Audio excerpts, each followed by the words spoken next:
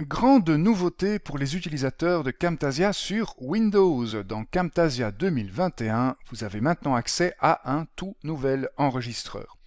Je vous propose de faire un petit tour d'horizon de ce nouvel enregistreur dans cette vidéo. Donc pour cela, je suis ici sur l'écran d'accueil de Camtasia 2021 sur Windows et je vais cliquer sur ce gros bouton Nouvel enregistrement. Et au bout de quelques instants, vous allez voir apparaître le tout nouvel enregistreur de Camtasia 2021. Si vous avez déjà utilisé l'enregistrement d'écran dans les précédentes versions de Camtasia, vous voyez tout de suite que cet enregistreur est très différent. Et puis si vous utilisez Camtasia sur Mac, eh bien ceci vous semble probablement familier puisque le nouvel enregistreur de Camtasia sur Windows ressemble très fort à celui que nous avons sur Mac. Alors il contient cet enregistreur 4 zones, 5 si on compte ici ce gros bouton rouge qui nous permet de commencer l'enregistrement. Et la première de ces zones concerne l'enregistrement de l'écran. Donc j'ai ici la possibilité d'activer ou de désactiver l'enregistrement de l'écran en cliquant sur ce petit bouton. Et puis si je décide de l'activer, dans la liste déroulante, j'ai une série d'options, une série de pré-réglages concernant la taille de cette zone d'enregistrement. Premier pré-réglage, l'enregistrement du plein écran, c'est l'option par défaut, c'est celle que j'utilise pour le moment. Et donc dans mon cas, ceci va générer un enregistrement de 1600 pixels de large par 900 pixels de haut, c'est la taille de mon écran, et vous retrouvez ces informations ici dans les deux petits champs largeur et hauteur que vous avez au niveau de l'aperçu. Alors d'autres pré-réglages disponibles, le 1920 par 1080, une résolution que l'on connaît également sous le nom de 1080p, et puis juste en dessous la résolution 720p, donc 1280 pixels de large par 720 pixels de haut. Ce sont deux résolutions tout à fait standards dans le monde de la vidéo sur Internet aujourd'hui. Remarquez également des pré-réglages pour Instagram et pour Facebook. Si vous ne trouvez pas votre bonheur là-dedans, vous avez la possibilité de choisir une zone personnalisée en cliquant sur cette option, choisir une zone. Et là, c'est à vous de sélectionner la zone que vous avez envie d'enregistrer sur votre écran et donc de lui donner la taille que vous avez envie de lui donner. Si vous voulez donner à cette zone une taille bien précise, vous pouvez toujours entrer la largeur et la hauteur ici. Par exemple, je vais mettre 1024 pixels de large par, mettons, 650 pixels de haut, et voilà, donc j'ai une zone d'enregistrement qui est exactement de cette taille-là. Vous pouvez également manuellement changer la taille de votre zone d'enregistrement, ou bien déplacer la zone d'enregistrement en utilisant la petite icône qui se trouve ici en plein milieu. Mais dans mon cas, c'est bien l'ensemble de mon écran que j'ai envie d'enregistrer, donc je vais revenir ici sur le plein écran, et donc ça va générer, je vous le rappelle, un enregistrement de 1600 pixels de large par 900 pixels de haut.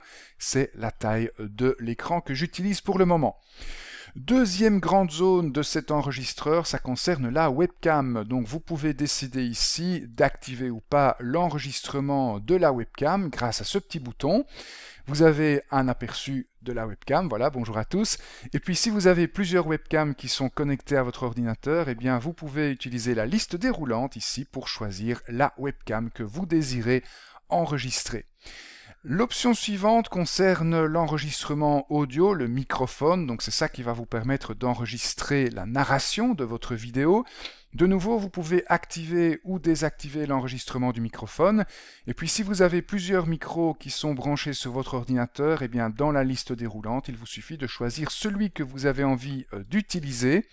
Et avec la petite glissière, vous pouvez ajuster le volume, la sensibilité du microphone. Dernière option, il s'agit des sons système, et donc ici je peux activer ou désactiver l'enregistrement des sons système en cliquant sur ce petit bouton. Alors c'est quoi les sons système? Ce sont tous les sons qui ont pour origine votre système d'exploitation. Donc par exemple le petit son que joue votre client de messagerie quand vous recevez un email, ou le petit son que joue Windows quand une erreur se produit. Tout ça, ce sont des sons système. Et donc vous pouvez très facilement décider d'enregistrer ces signaux audio-là également en cliquant sur ce petit bouton.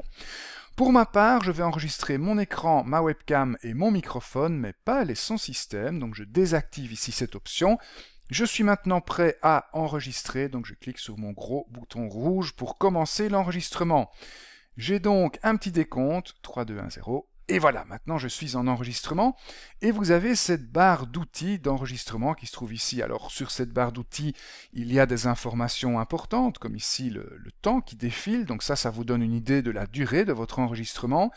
Vous avez votre webcam, ça c'est très intéressant, ça manquait dans les versions précédentes, ça vous permet de contrôler que la webcam est toujours bien cadrée pendant que vous enregistrez et éventuellement, comme je suis en train de le faire ici, de vous repositionner dans la webcam pendant l'enregistrement.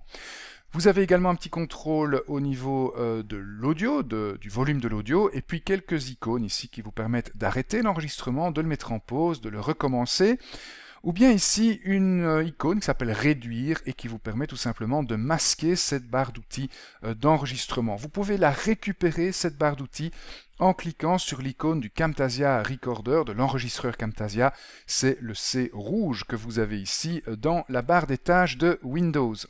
Alors une fois que vous avez terminé l'enregistrement, vous pouvez cliquer ici sur le bouton Stop, voilà, et automatiquement Camtasia va générer un nouveau projet. Nouveau projet dans lequel vous allez retrouver votre enregistrement d'écran ici dans le chutier. Alors je vais quitter l'enregistreur Camtasia. Mais alors une question que vous vous posez probablement, c'est de savoir où Camtasia a stocké cet enregistrement d'écran. Alors pour le savoir, je vais faire ici un clic droit sur cet élément dans le chutier et je vais choisir ici l'option Ouvrir l'emplacement du fichier. Et donc ça m'emmène quelque part sur mon disque dur, à savoir dans le dossier Camtasia du dossier document qui se trouve dans mon profil utilisateur. C'est donc là que Camtasia 2021 va stocker par défaut les enregistrements d'écran. Alors dans la précédente version de l'enregistreur Camtasia, vous pouviez demander à l'enregistreur de vous demander à la fin de chaque enregistrement où vous aviez envie de stocker votre enregistrement. Pour le moment, cette option n'est pas encore disponible dans la nouvelle version de l'enregistreur Camtasia. Cela viendra dans une mise à jour ultérieure. Alors si cela vous pose problème, si vous avez envie de choisir l'endroit où Camtasia va stocker vos enregistrements d'écran, vous pouvez toujours revenir sur l'ancienne version de l'enregistreur Camtasia, donc elle se trouve sur le disque C, dans le dossier Programme, ensuite vous allez vous rendre dans le dossier TechSmith et puis dans Camtasia 2021. Donc voici les fichiers d'installation de Camtasia 2021. Si je descends un petit peu, je vais retrouver ici camtasiarecorder.exe avec l'icône du C rouge. Donc ça, c'est la nouvelle version du Camtasia Recorder.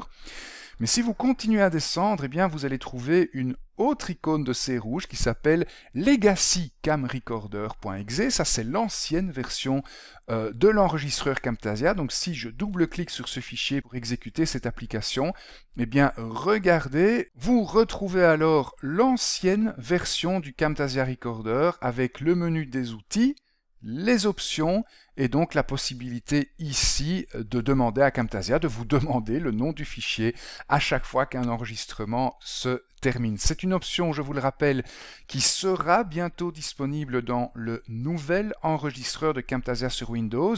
Ce sera introduit par une mise à jour ultérieure du logiciel.